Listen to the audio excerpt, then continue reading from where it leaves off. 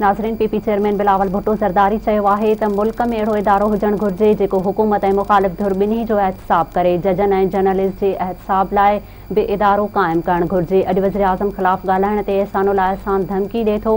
हीअ असांखे जवाबु भली न ॾियनि, पर हिननि खे APS जे शहीद ॿारनि जे वालिदैन खे ज़रूरु जवाबु ॾियणो पवंदो। क़ौमी असैम्बली में ख़िताब कंदे बिलावल भुट्टो ज़रदारी चयो त कुलभूषण पाकिस्तान जो दुश्मन आहे ऐं हुकूमत उन जो दिफ़ा पई करे।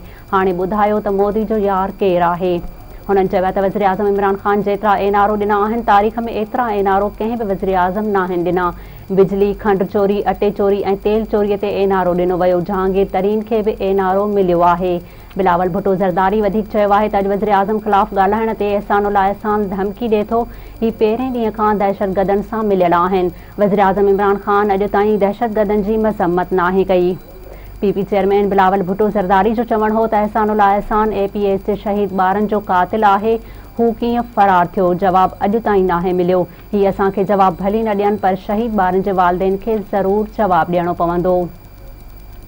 बिलावल भुट्टो ज़रदारी क़ौमी असैम्बली में तक़रीर दौरान क़ौम पूरो न हुजण जी निशानदही कई, जंहिं बाद मुख़ालिफ़ धुर जा मेंबर ऐवान मां वॉकआउट करे विया। बिलावल पारां कोरम पूरो न हुजण जी निशानदहीअ बाद ॻणप कई वई। कोरम पूरो न हुजण करे क़ौमी असैम्बलीअ जो इजलास मुलतवी कयो वियो।